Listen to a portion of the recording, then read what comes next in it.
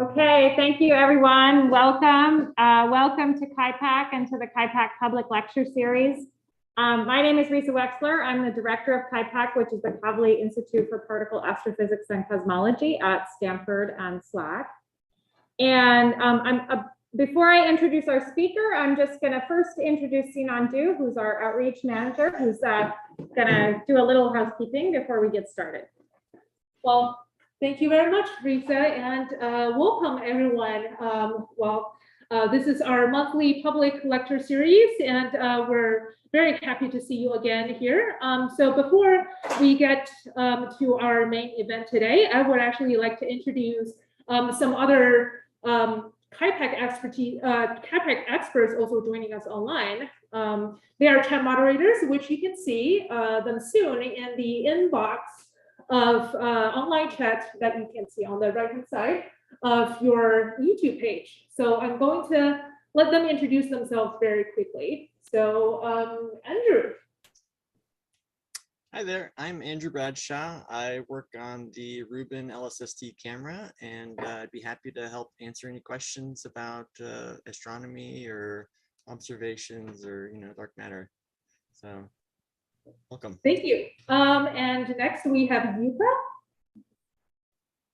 Hi, I'm Yuka. I'm a second year grad student, and I study cosmology through observing the cosmic microwave background. Awesome. And last but not least, we have Feja. Hi, everyone. My name is Feja Kadribasic. I am a postdoctoral researcher in the Kent Irwin group working on nanofabricating amplifiers for dark matter search and quantum computing applications. And I'll be answering questions about particle physics, especially with regards to axion dark matter. Wonderful. So before that we give out too much information about this lecture, I just wanted to quickly say that we welcome all kinds of questions and also encourage you to engage in online discussions as long as the comments are being respectful to others. Most of the questions will be answered by these online chat moderators since they are also subject matter experts. And the remaining questions will be answered by Chanda at the end of the lecture. So for all in-person attendees, please also save your questions towards the end for the Q&A. And we kindly ask you to also silence your phone if you haven't yet. Thank you.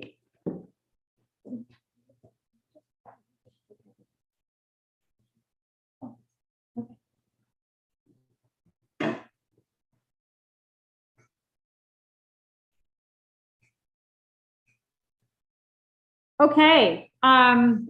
For those of you who joined late, again, I'm Risa Wexler from KIPAC, and I'm really, really pleased to welcome our speaker today, Dr. Chanda Prescod-Weinstein. She is an assistant professor in physics and astronomy at the University of New Hampshire. She's also a core faculty member in women and gender studies there. She does research in cosmology, in neutron stars, in dark matter, and also in Black feminist studies and science and technology studies. And she's really been a singularly influential voice for a more inclusive physics community, in addition to her contributions to dark matter. She's received a number of awards, including the 2021 American Physical Society Edward Boucher Award, which was awarded not only for her contributions to particle cosmology, but also for her contributions towards a more inclusive physics community. Nature recently recognized her as one of 10 people who shaped science in 2020. And Essence magazine recognized her as one of 15 Black women who are paving the way in STEM and breaking barriers. She's a prolific writer, and her book, which we have for sale here, Disordered Cosmos, it was named the best book of 2021 by Publishers Weekly and the Smithsonian. She recently, just a few weeks ago, in her hometown of Los Angeles, won the 2022 Los Angeles Times Book Prize in Science and Technology. Chanda is also a collaborator of mine, and she's been visiting KIPAC for the last 2 weeks. And I have learned personally a tremendous amount from Chanda, both about dark matter physics, axion physics, but also about how to effectively dismantle structural inequities. And I'm really thrilled that she's going to talk to us today about dark matter and about many of the other topics touched on in her book. So please join us in welcoming Chanda.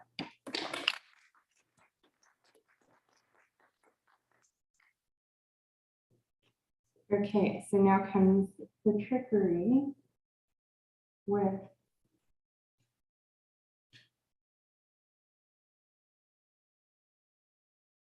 wait, no, I'm already doing it. Yeah. Can we already share desktop to you? No. Oh, right. Okay. Yeah. Doing this backwards is like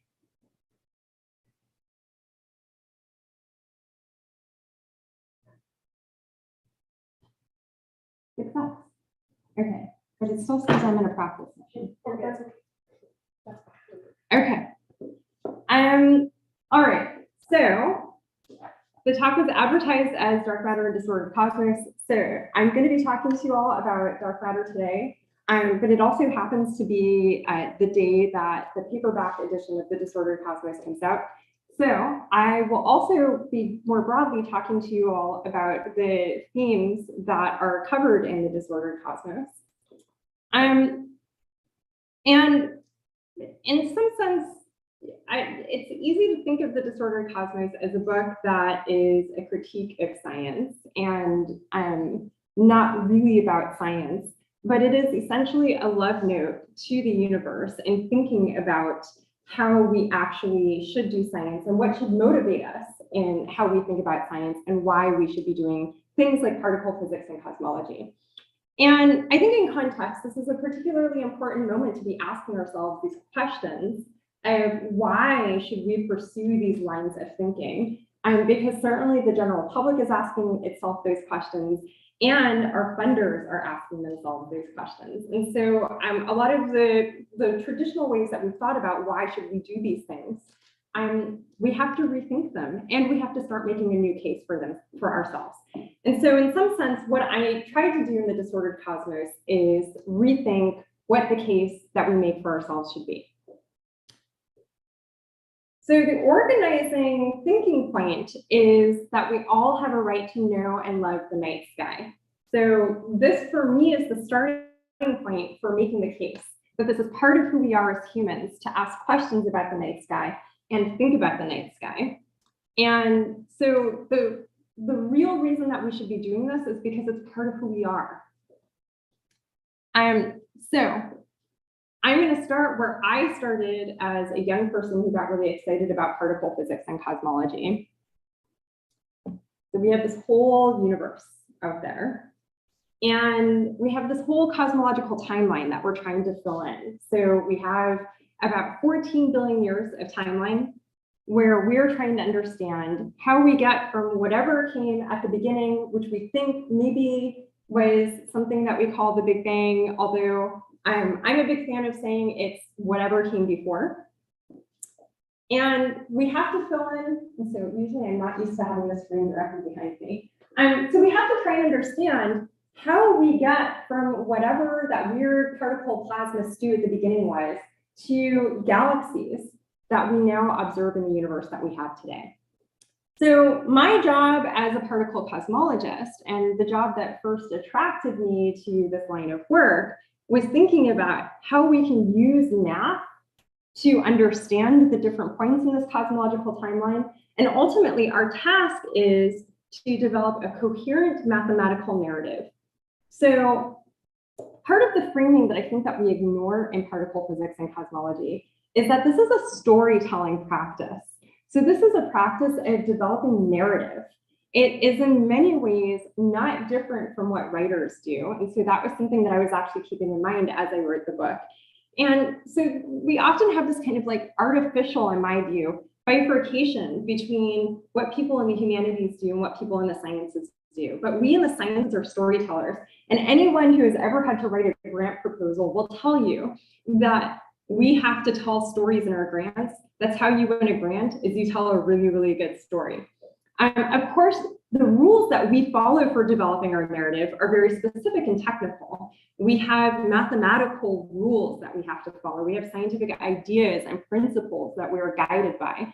But it's also the case that when you're writing, whether it's fiction or nonfiction, you've usually constructed a set of rules for yourself that you have to obey. So part of the case that I think that we should be making for ourselves as scientists and for what we do in particle cosmology is that we are storytelling, and we are a storytelling species. So I'm going to come back to this. So the thing that really got me first excited about particle physics and cosmology was actually the standard model of particle physics.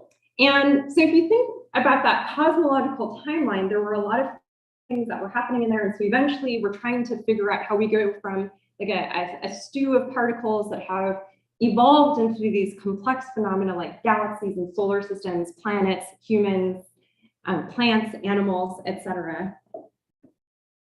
Are people able to hear me? Okay. So one of the things that we have asked ourselves is, what is the foundation? What is all of this stuff made of? So one of the things that really excited me at first was that there was a foundational set of building blocks from which we are all composed. So we have this whole standard model that describes everything that we have ever seen in the universe. And by everything that we have ever seen, I mean everything that has ever radiated light or interacted with light comes back to this set of particles. So this is everything that we can see is based on this. And so in particular, we humans, I like to joke, so you see the stuff in purple on the top. I like to joke that we are basically collections of quarks, which are the purple objects, and electrons. That's mostly what we are. That's mostly the stuff that we can see is basically quarks and electrons. There's other stuff happening out there. We can see neutrinos. It takes a lot of effort. Even though if you've like had a banana recently, you have handled a neutrino production machine. So we now want to understand how all of these things come together and the dynamical narrative that pulls all of these things together into galaxies. That's our goal here. And that requires understanding the relationship between these particles and what's inside space-time and space-time itself. So I mentioned that there are a few rules that we have to follow as we're crafting our stories. And one of the rules that we've learned relatively recently, relative to the course of human history, is that space-time can curve. So this is related to Einstein's general relativity. This is one of the great lessons of Einstein's relativity. Is if you think about space-time as a fabric, so you can think, for example, in this figure, you have a grid that kind of looks like a quilt. And so you can see that there are objects that are placed on it and that the grid is kind of curving and distorting around these objects. So this is effectively what happens when you put an object that has mass. So that could be a particle, which is very small, but also think maybe more like this yellow object here is the sun. So the presence of the sun distorts the space-time around it. And that's actually when we talk about gravity, we talk about the force of gravity. Actually, what we're really talking about is the curvature of space-time. So one of the lessons here is that space-time and how space-time is shaped is affected by what's inside of space-time, but also the shape of space-time affects how objects can move within space-time. So this is what we would call a dynamical relationship. So the one equation that appears in the book is this one. This is Einstein's equation. And mostly what I want you to take away from it is, so there's one side that has a G in it, and then there's another side that has a T. I don't want you all to worry about it or get stressed out if you feel like you're not good at math. The main thing is that the side with the G tells you about how curved space-time is, and the side with the T tells you about the stuff that's inside of it. And you notice there's an equal sign there, right? And so what that's telling you is that there's a relationship between how curved space-time is and how much stuff there is in it. And how the stuff is affected by how much curvature there is. So there's that dynamical relationship. One of the reasons that I included this equation in the book is that I think it's maybe one of the most beautiful and actually easy to appreciate, even if you're a non-expert, equations out there. So I've only talked about it for like, what, 60 seconds. So if you're feeling like I need a little bit more, there's definitely more in the book. There's lots of discussion about this. Okay, so we now have our foundation. We have a bunch of very basic particles that are building blocks from which everything else that we can see in the universe is made of. And we also know that space-time can curve. So this actually has some pretty dramatic consequences. So one of the solutions to Einstein's equation is something that implies that space-time is expanding. And so the interesting thing from a historical perspective, and I'm very interested in these historical and sociological questions, is that people came to this conclusion from a mathematical perspective around the same time that this was actually first observed. So this is something that we know because we've seen it. It's not just something that we have mathematical equations predicting for us. So often the analogy that you'll hear when you're thinking about an expanding universe is maybe you have galaxies that are flying away from each other, like they're race cars and they're flying away from each other. So the analogy that I prefer is if you think about a balloon, so you can think about the sphere here with the little blue lines and the yellow dots. So think of the yellow dots like galaxies, and you think about a balloon that you then have to blow up. So as you blow up the balloon, the apparent distance between the yellow dots increases, right? So now you've moved to the larger sphere here. And also the squiggly lines have stretched out a little bit. So instead of thinking of things racing away from each other, you should think of space-time expanding between the yellow dots and stretching out the squiggly lines. So those squiggly lines are meant to represent light rays. So you can think of light actually literally being stretched, and as it's stretched out, the frequency or the wavelength is changing. So this is how we're actually able to see it. We can actually look for evidence of that stretching of the photons. So we have this expanding universe.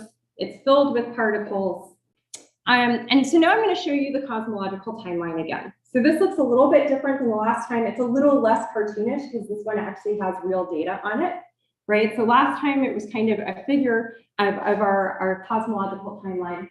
So now what you're looking at is, again, your Big Bang. We're trying to figure out how we go from whatever came before now to this universe that we can see. And across the top, you can actually see the moment when the universe first became transparent to photons. So it goes from plasma stew, where little particles of light can't travel very far before they run into something. For the first time, neutral hydrogen forms and the universe becomes transparent to that light. So we can see that light. That's the cosmic microwave background radiation. So also when people hear the word radiation in popular culture, right, that sounds scary and dangerous. So I just like to remind people that the cosmic microwave background radiation is both everywhere and has been here for much longer than we have. So we evolved with it, and it's perfectly safe. So this light has been traveling to us. And when I say it's been here for much longer, I mean like orders of magnitude. Time-wise, much longer than we have. It's been traveling to us for about 13.5 billion years, give or take a few hundred million.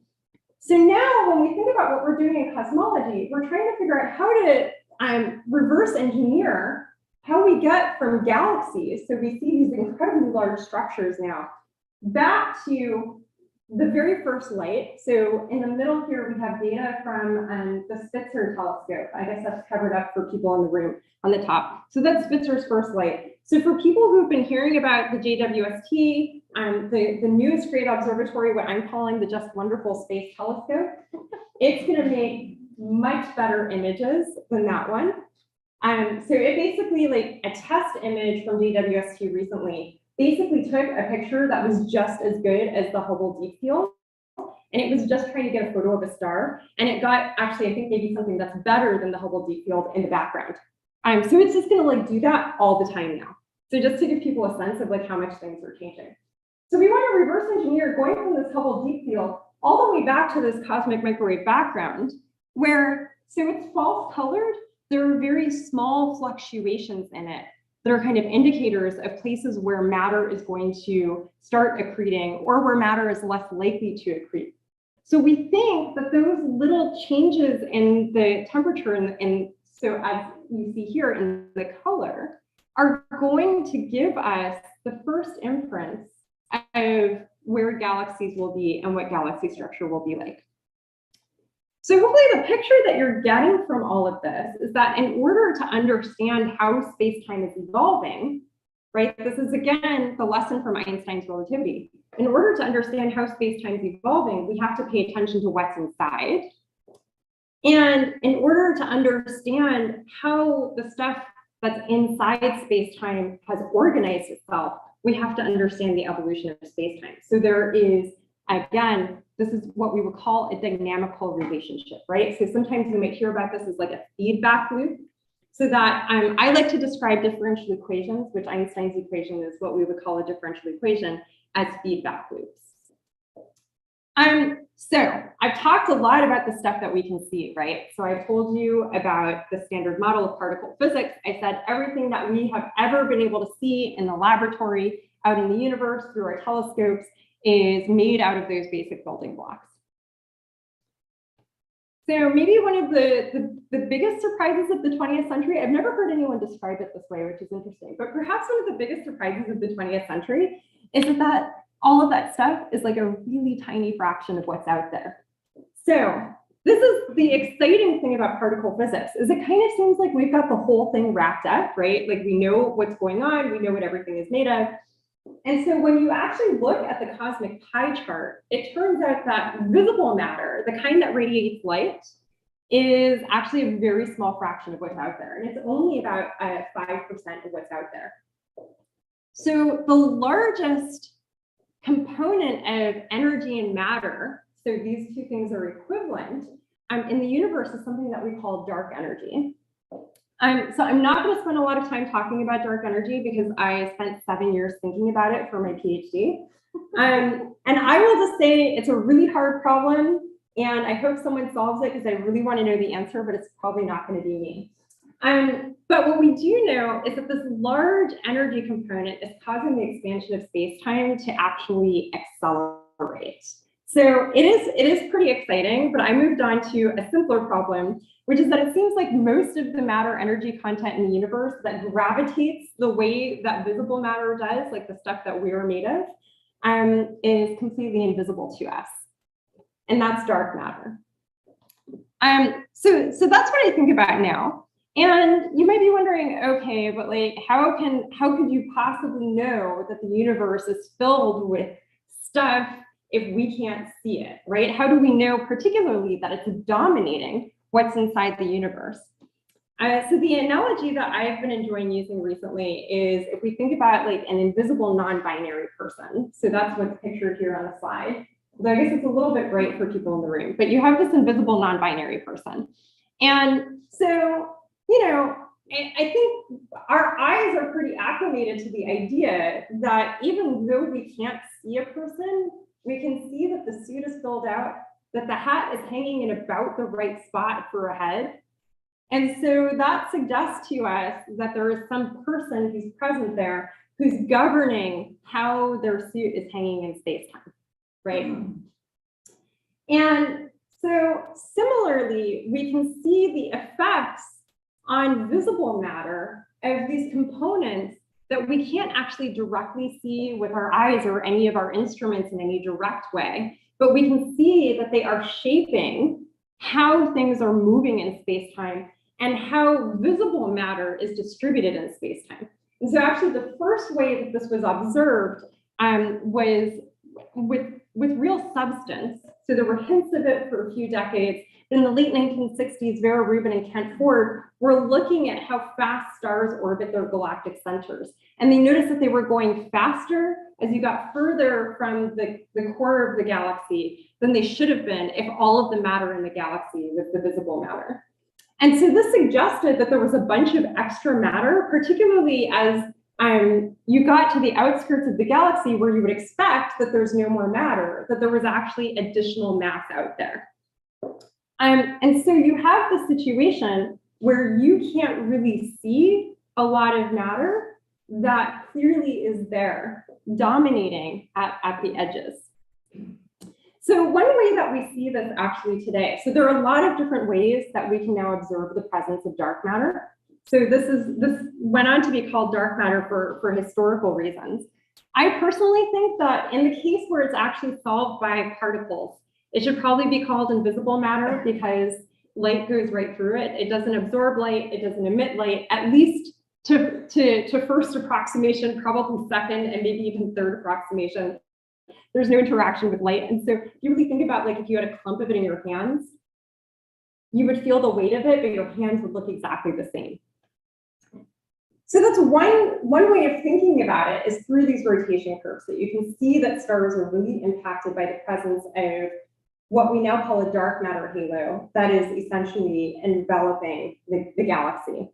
But we can also reverse engineer where dark matter is by looking at, for example, clusters of galaxies and looking for a phenomenon that we call gravitational lensing. So this is distortions of how the galaxies look to us because there is so much dark matter between us and the cluster of the galaxy. And so what you're looking at here is, so the purple is added on. The purple is actually where people think that the dark matter is, based on looking at these distortions. So we can actually learn a lot about where dark matter is, although there are still plenty of questions.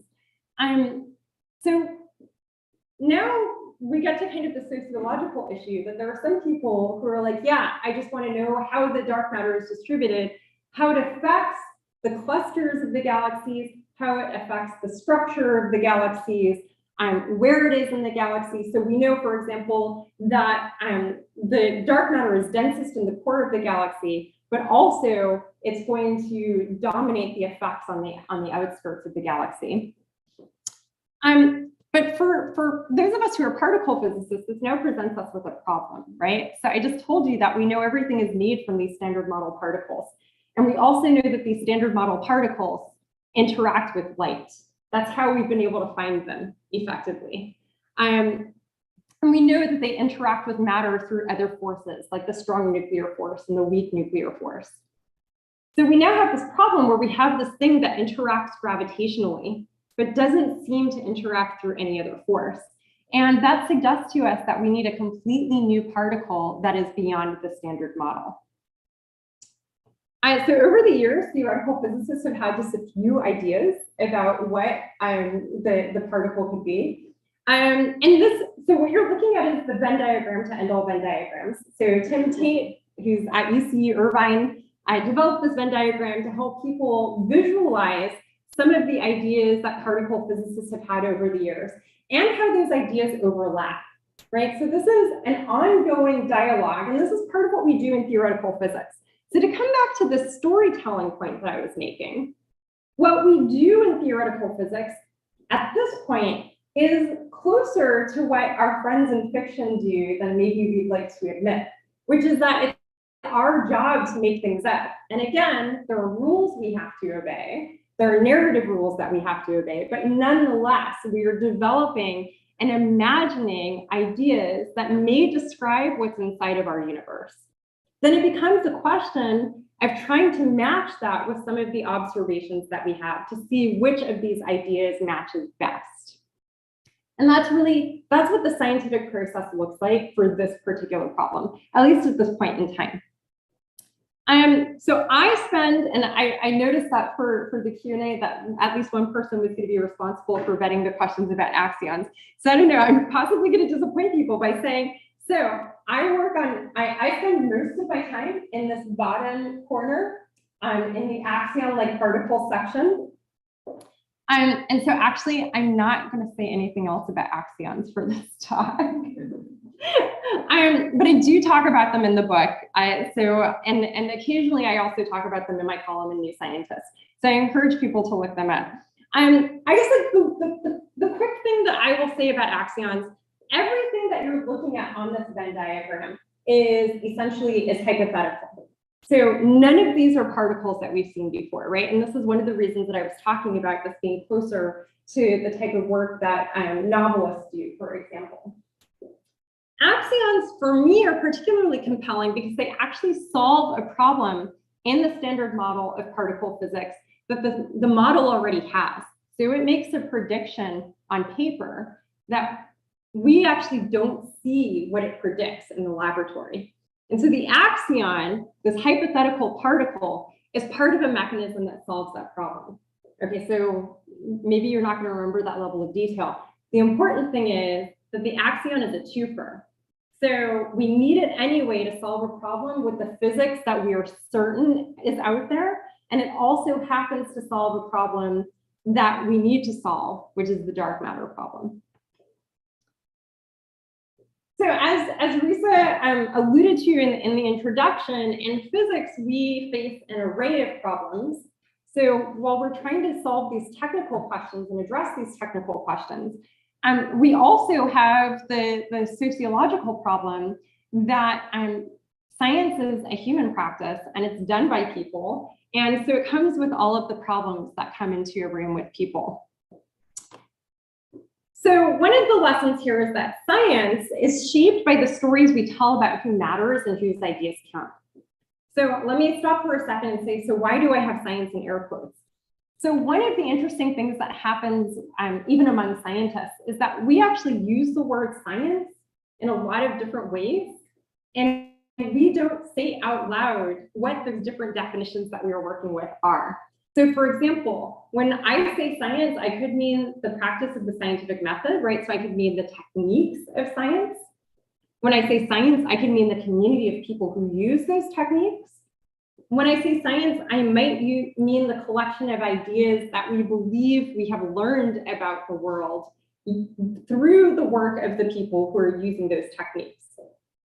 So those are three different working definitions, and I can tell you that there's pretty much no part of the science curriculum where students are asked to sit and think about these different uses and what they mean and how they are shaped by the people who are engaging with them. I should say there are a few professors in here who may be exceptions to the rule, but it's certainly not normative and it's not an expectation that this is something scientists will be trained in. And if even scientists are not trained in it, then we can expect that the general public is also often working with a series of definitions that they're not completely aware that maybe they're overlapping or mixing. And so it's important, I think, if we're going to talk about what it means to do science, what it means to do particle physics, what it means to do cosmology, to talk about what science is. What do we mean when we use this word? And what are the stories that underpin how we arrived here and our understanding of what science is and the history that science also has different meanings to different people. So some of the examples that I want to give, for example, the birth of gynecology. So for the people in the room, how many of you have heard of J. Marion Sims? Hopefully more by this point. Okay, so J. Marion Sims is considered the father of modern gynecology. And the way that he learned how the reproductive systems of people assigned female at birth worked was that he essentially tortured, unanesthetized, enslaved Black women. So he didn't believe that Black people felt pain the way that white people do. And so he literally just cut these women open and learned about their reproductive systems. So the interesting thing about this, right, is that he had this deeply dehumanizing idea about Black women, and at the same time recognized that Black women were human enough to be similar to white women, right? And so this is a great example of how scientists can hold pseudoscientific ideas that at the time are considered to be very solid scientific ideas. And that people who hold pseudoscientific ideas can nonetheless, stumble into interesting ideas and discoveries. But when we talk about what science is to people, medical histories and medical abuses are really important. Because people remember, even if you don't learn about these things in the school, they're remembered in the community. And so another really, I think, maybe more famous, particularly since the pandemic has taken off, example is the Tuskegee Experiment.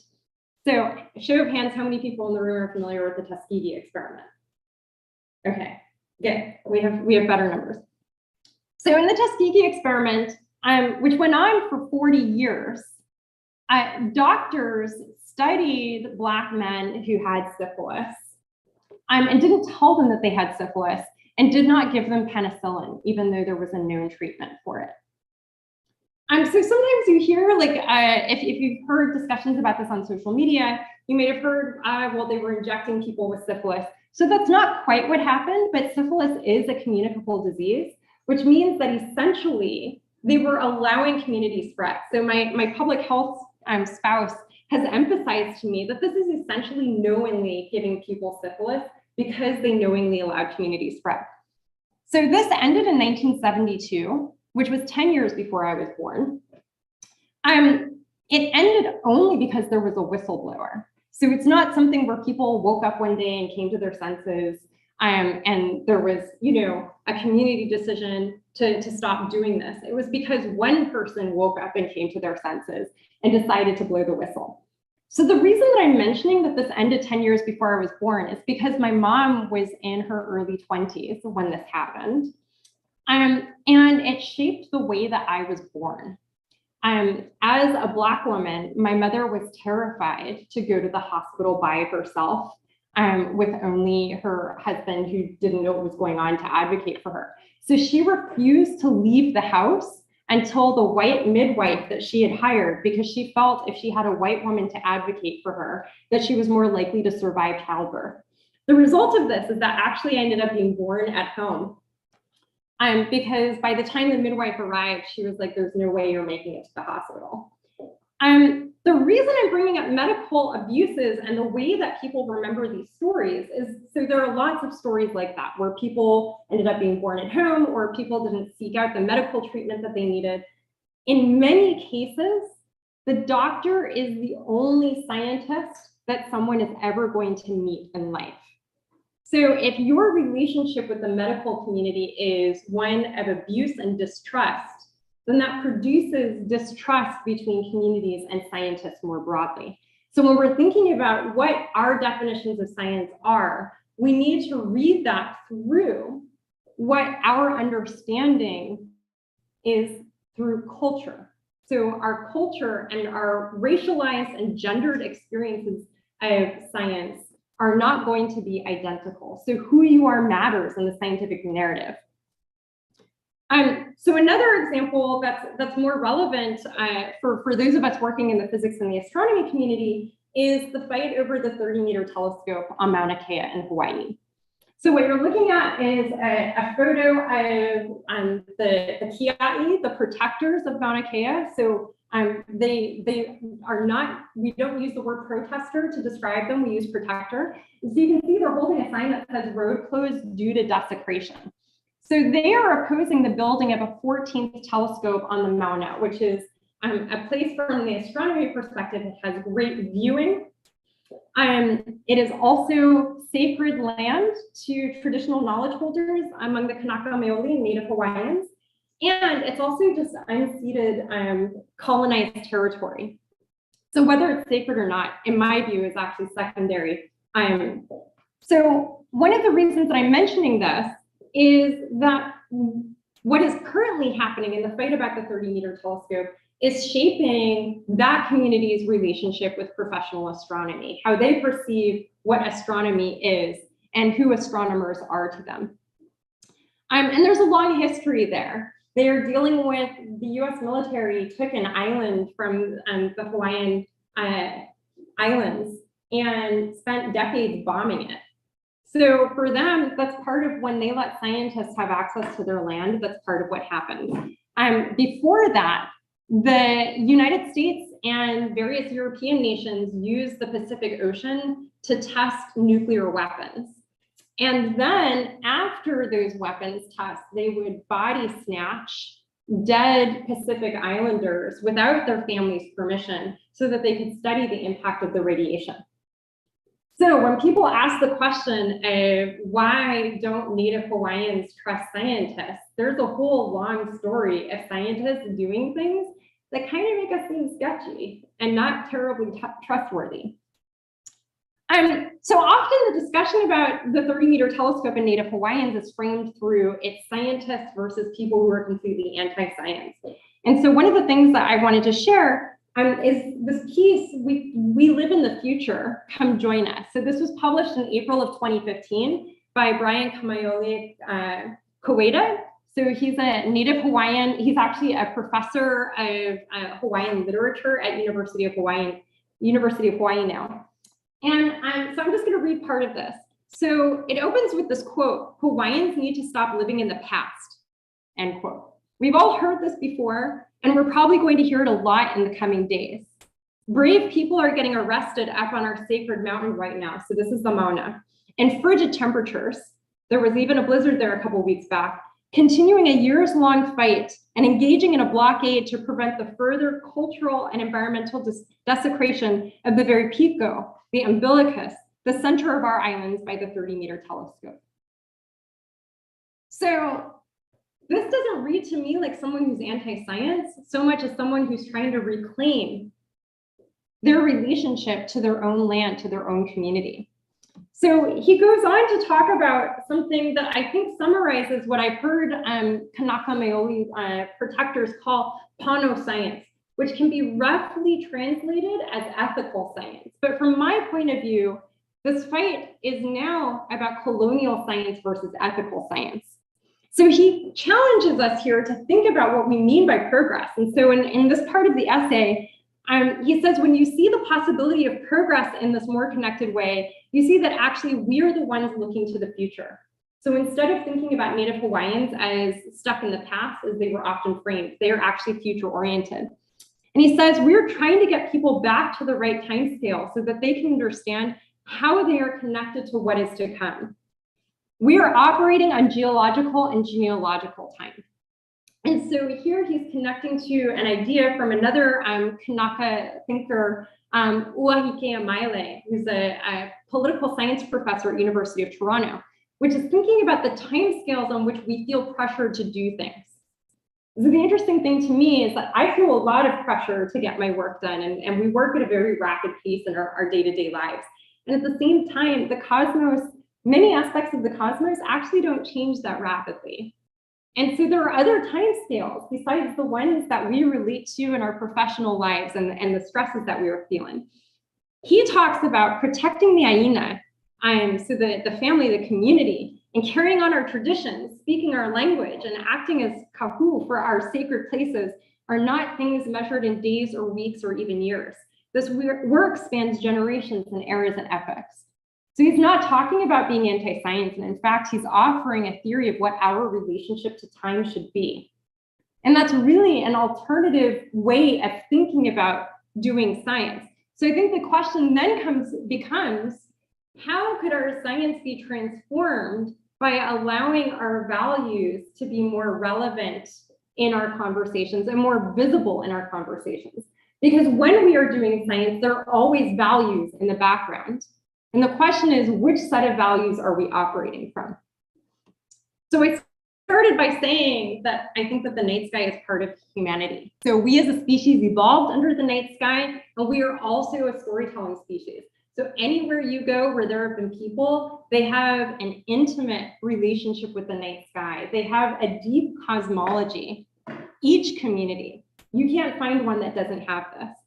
And so the Black feminist philosopher, Sylvia Wynter, who I think was here for a long time, in conversation with the Black feminist scholar Catherine McKittrick, points out that Juan Luis Absquaga said that the human is not only a languaging being, but we are a storytelling species. And she has come to call this Homo narrans. So we are a hybrid species. We are not just a biological species, but we are also a social species. And so from my point of view, I extrapolated this to think about what does this mean for our relationship with the night sky? That to be cut off from the night sky is to be cut off from our humanity. So there are certain communities that for longer periods of time than we would like have been cut off from that relationship to the night sky.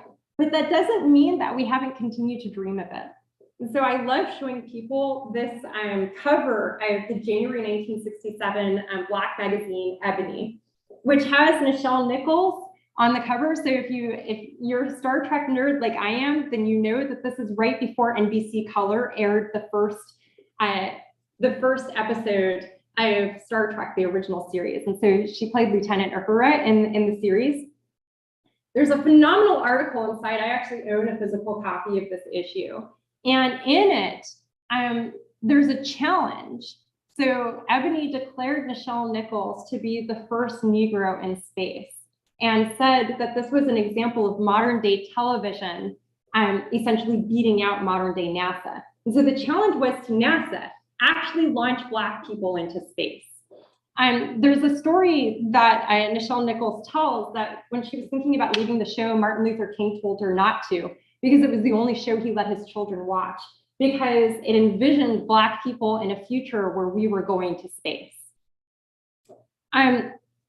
Nichelle Nichols went on to be a recruiter for NASA. She recruited the first white women and men of color who became astronauts for NASA. And eventually one of the people who walked in their footsteps was Dr. Mae Jemison, the first Black woman to go to space.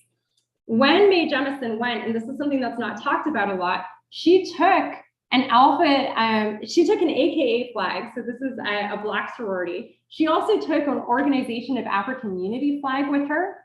She was very clear about who she was taking into space and who was going with her and who she represented. It's not just television, it's not just the imagination of our astronauts. Our artists have continued to imagine Black relationships with space, for example. So these are works of Lorna Simpson. So you can see on one side, Lena Horne. These are different, a big piece of Lorna Simpson's work is imagining different ways of placing Black women in the cosmos or placing the cosmos in Black women. So now if you think back to the cover of my book, you see where the inspiration for it comes. I was very lucky actually to have an excerpt from the book published in the January-February issue of Essence magazine last year, which had Rihanna, a whole spread of Lorna Simpson doing Rihanna in the cosmos, which was amazing for me as someone who holds Barbadian citizenship to have that connection. So all of this points to the fact that Black thought and Black feminist thought have something to tell us about how we return to a healthier relationship with space and the doing of science. So space has been the site of colonial dreams. I could give a whole other talk about Elon Musk. I had to teach myself to say Elon Musk and not say apartheid pride per Azealia Banks's quip. But it's also the case that space has been, can and should be a site of Black freedom dreams. And so one of the things that I propose at the end of the book is that Black feminism provides a framework through which we can think about this. I started to think about this as I was wrapping the book up. I've since written a chapter for the Rutledge Handbook on Intersectionality, which should come out later this year or early next year, where I actually start outlining what Black feminist physics might mean. So when we think about what it means to ensure that every child has the experience of a dark night sky, to truly sit and wonder under a dark night sky, we think particularly about Black and Indigenous children because they are some of our most vulnerable in our communities. When we think about what it means to create those social conditions, it requires food security and housing security and clean water. The end of colonialism. So to have a healthy relationship with your sovereign community, to have clear skies, right? So that means, like, for example, these satellite constellations can be a disaster. When you think about the impact that prison abolition has on people's ability to be with their families, to be whole families, to be supported economically, when people are not stressed out by being forced to live in a gender or sex identity that does not align with who they are, and making sure that people have the mobility devices and, importantly, public transportation that will get them to dark night skies. So when you think about what it requires to get everyone that opportunity, it requires a radical social transformation.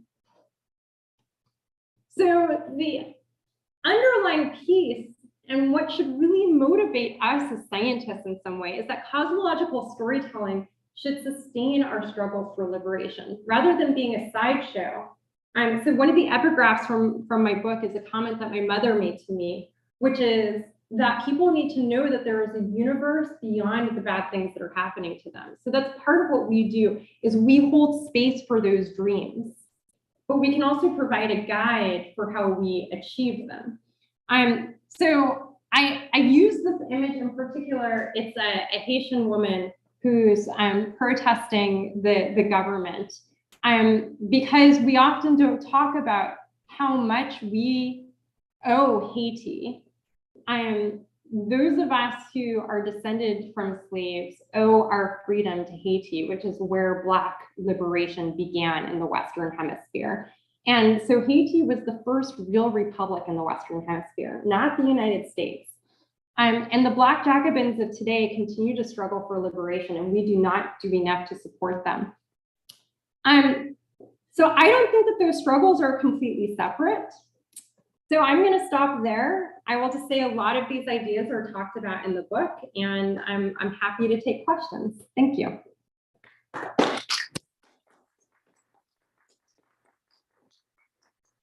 Great, thank you so much, Chanda. That was fantastic. Please, people in the room, feel free to raise your hand and ask questions. I'll start with one from the audience. You didn't talk a lot about the different kinds of models for dark matter, but there are probably two that are most popular: the Axions that you did talk about, and the WIMPs, weakly interacting massive particles. And we have a great question from Pierre Schwab online, who asked, if you were to poll cosmologists and astrophysicists maybe 10 years ago versus today, how many of them would bet on WIMP dark matter versus Axion dark matter versus something else? And how has it changed over the last 10 years? Oh, okay, so this is being recorded, so let me choose my words carefully. Okay, so if you had polled people 10 years ago, definitely the dominant result would have been that people think that dark matter is made of WIMPs. I think that that's a pretty fair. And I should say WIMPs are a paradigm. I tend to think of them as a paradigm. It's a collection of properties. So if you look at this Venn diagram, pretty much everything in the top bubble, which is labeled supersymmetry, is a candidate for WIMP. So the one thing I will say is that WIMPs are not a specific candidate the way that Axions are. So Axions are a candidate where we can write down an equation that says this is uniquely what this particle is. Whereas WIMPs are like a collection of ideas that a lot of different particles can fit. And that said, it was like very popular because it was basically WIMPs were kind of constructed through this collection of properties to fit what we knew about dark matter. Okay, this is the part where I choose my words carefully. So then the Large Hadron Collider did not find any evidence for supersymmetry around like 2014, 2015. And I think it's fair to say this is like a sociological comment that a lot of particle physicists got sad. Like there was like a deep like sadness about the fact that supersymmetry hadn't been found. And so then people were like, okay, well, like what's a thing that I could work on that still seems like really plausible? And there were a few of us, so I'm a hipster, I was there already, I've been working on Axions already. There were a few of us already working on Axions, but then at that moment, it did feel a little bit like the community discovered Axions. There's a geographic component to this as well, which is that if you had polled people in Europe, Axions would have had a stronger number early on. They were more popular in Europe, and it took the United and Mexico actually. If you go back and look through the literature, it took the United States a little bit of time to catch on in the same way in a per capita, probably absolute numbers just because of the size of US funding. But yeah, I think the rates would have been higher in Europe for Axions early. I hope I didn't say anything that got me in trouble. No, I don't think so. There was great sadness though, okay? Okay, great. So changing topics entirely, Super Craig online asks, was anything done to compensate for the wrongs done by scientists decades ago to the people affected by the experiments that you mentioned? Was there compensation? Now I'm turning to my public health spec. Yeah, I don't think that there was compensation for the Tuskegee experiment, as far as I know. He's going to Google it. Maybe we'll get back to you before the end of the talk. But certainly in the case of the Marshall Islands, there's now a very serious issue. So I was talking about the body snatching. So I was specifically talking about what happened to Marshallese families. The Marshall Islands continues to deal with the fallout, including that there's a lot of nuclear waste that's stored there, that now, because of global warming, they not only face the threat of rising waters and increased numbers of storms, but also how this affects the waste that is stored there and the storage facilities. They can't even vote for the president, even though until fairly recently they were US territories. I think that it's fairly recently that they are finally self-governed. But they never got the right to vote for president, right? So when we talk about compensation, we can't even talk about people getting the right to vote. I mean, this continues to be a problem in Puerto Rico, right? That US citizens in Puerto Rico do not have the right to vote for president. So why would I bring this up in a talk besides, like, I feel like that's very wrong, but to talk about science? There's been, since I was in college, and particularly when I was in college, there was a lot of discussion about Vieques, which is a part of Puerto Rico, where there was, again, a lot of military activity. And so, when we talk about compensation, like, we can't even get to the point of people having like basic rights. So yeah, it would be nice if people had the right to vote. Okay, so back to dark matter. We have a question online that asks, is there a theory which posits that the evidence for dark matter might just be due to properties of space-time itself? I feel like the person asking this question might be a plant, but okay. So this is like the one time, usually I'm very good about saying that there are really two ways to think about this problem. So either our theory of gravity is wrong, and so we're interpreting the data that we see through the wrong theory of gravity. And this is an active field of research. It's a much smaller area of research because most people believe that there is an actual missing matter problem. But that is one way of solving it. The one thing that I will say about that, though, is that it's very hard to explain, for example, the gravitational lensing data with modified gravity. So modified gravity can do what I was telling you about the stars orbiting galactic centers. They can do that fairly well, but they can't do all of the other pieces of evidence that we have for the existence of dark matter as well as a particle solution. That said, there is one space-time solution that's increasingly popular. So if you look kind of in the center of this diagram, I don't know if people on YouTube can see my mouse. Yeah. So I'm circling around primordial black holes. So that's a space-time solution that is now increasingly popular because we now know that stellar mass black holes are more common than we thought they were since the first direct detection of gravitational waves. That's a lesson that we've learned. So now people wondered if primordial black holes could explain the dark matter. This is the one scenario where dark matter would actually be a good name for it, right? Because this actually absorbs light. And this is genuinely a space-time solution because black holes are essentially extreme space-time distortions. Okay, great, go ahead. Yeah, since you had the gravitational lensing slide up a minute ago, in the book, I really love your analogy between weak lensing and the structural nature of racism. I'm someone who teaches both cosmology and pedagogy classes. I love that I can use both aspects of your work in my very different classes. And I was wondering for people interested in science communication, what can you do to have like accurate and beautiful and just analogies that can help people understand, like you did with this case? Yeah, thank you for that question. Oh, yeah, so I need to repeat the question. Geez, Kim. Okay. So Kim mentioned that in my book, I use an analogy between what we call weak gravitational lensing, where you have distortions in space-time but they're not visible enough for us to detect them very, very obviously with the naked eye. And so we have to do statistical analyses. So I'm just like now filling in parts of the question. So I talk about how we can think of needing these statistical analyses as being very similar to identifying instances of racism, where like any given instance, you might say, okay, well, I'm not sure about that instance, but you can definitely see patterns in how people's behavior towards certain groups is distorted. And so the question was about science communication, and I'm developing ways that communicate the science honestly.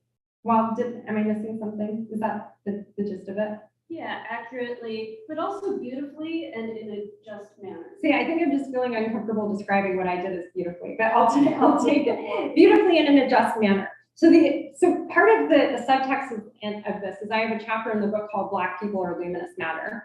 And I basically wrote it to quibble with the people who compare Black people and dark matter, which is actually very common in Black studies. And part of what I picked up on was that the name dark matter had kind of given people a misunderstanding of what the dark matter phenomenon was. And this is why I take such pains to point out to people that light goes through it, that my hand would look exactly the same if there was a clump of dark matter. Like I would feel the weight, but it would look the same.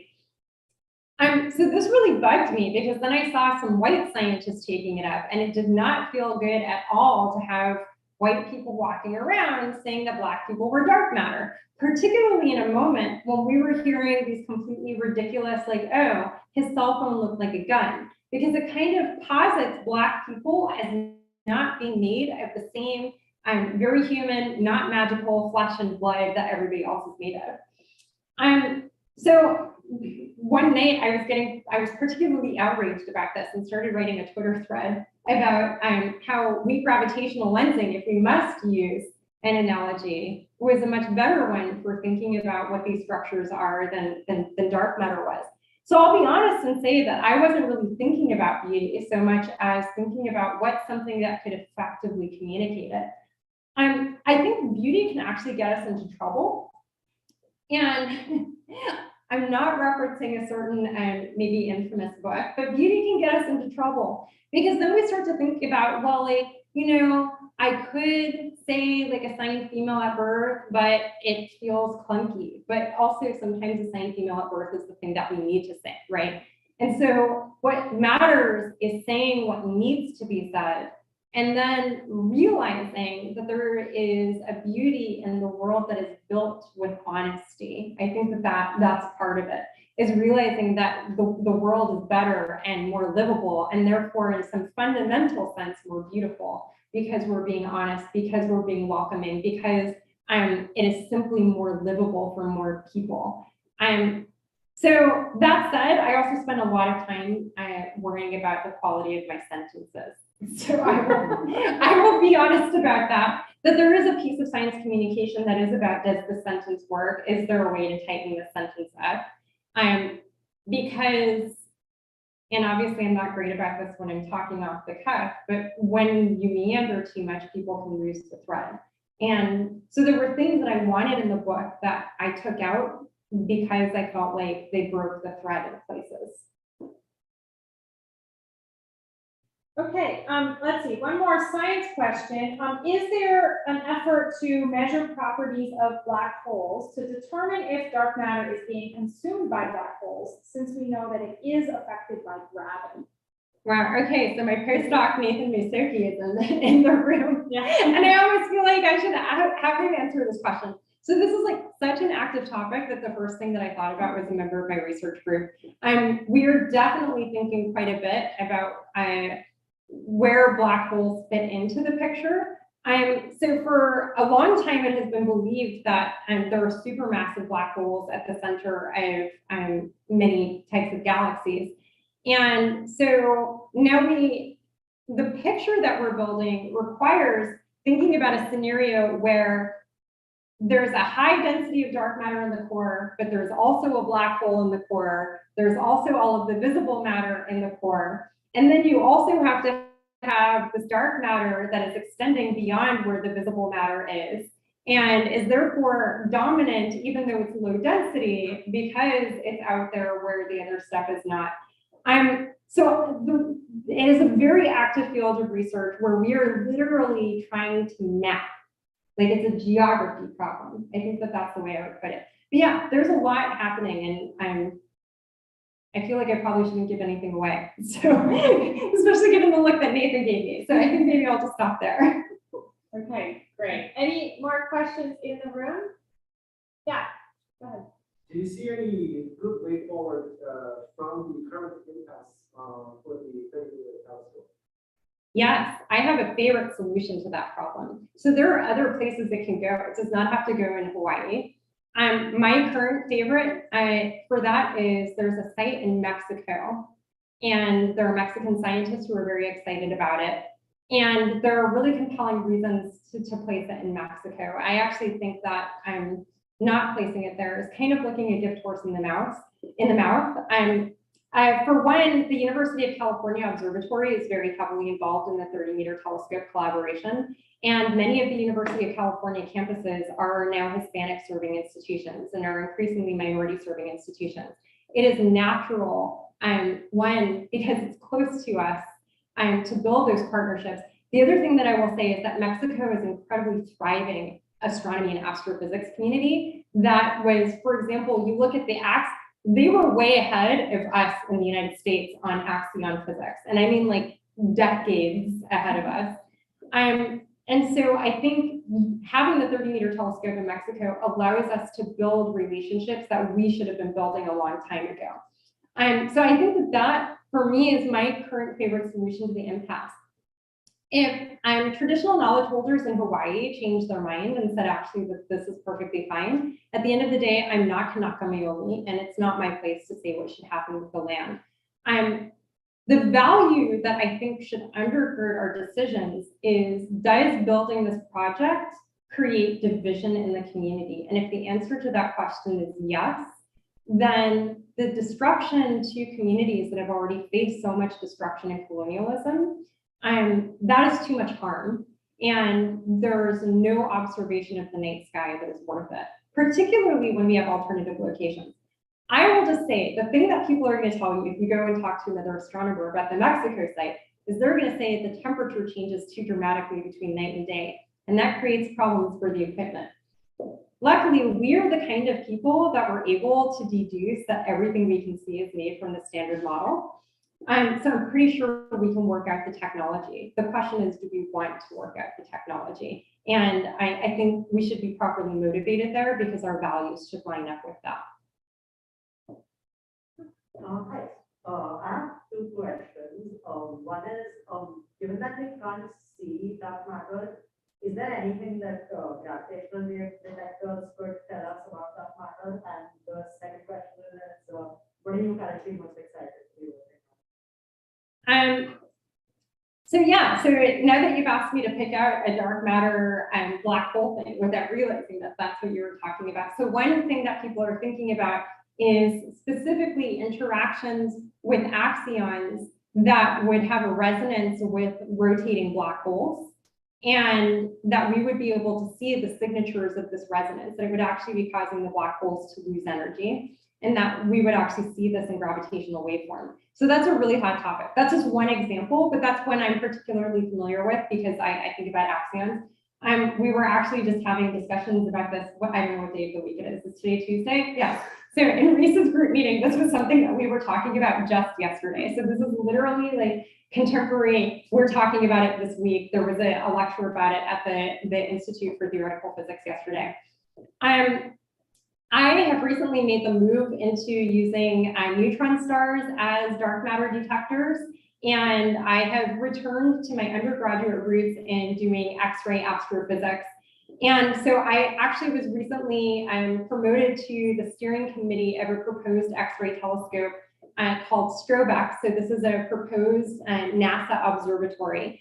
And I'm going to be leading the cosmological physics and fundamental physics subgroup. So I'm pretty excited to be able to bring like my astrophysics chops into conversation with my particle physics chops. I actually I love being the particle physicist that the astronomers are willing to talk to because I speak a language that like is inviting, or at least inviting enough. So that's an aspect of my job that I really like, actually, is I love being the particle physicist among astronomers in particular. That's fun. Okay, I think we are just about out of time. So I would just like to thank Chanda again.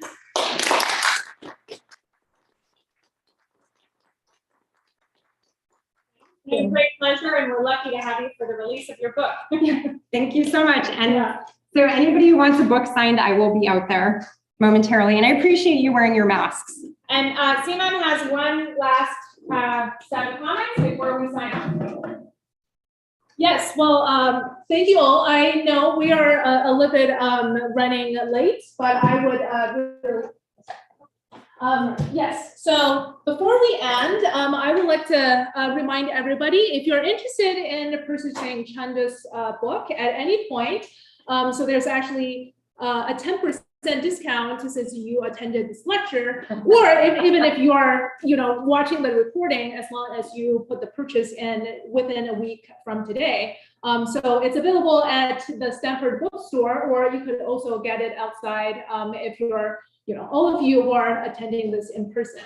And finally, I would like to quickly introduce a few ways to actually follow KIPAC and our outreach program if you are interested in our future events and would like to learn more.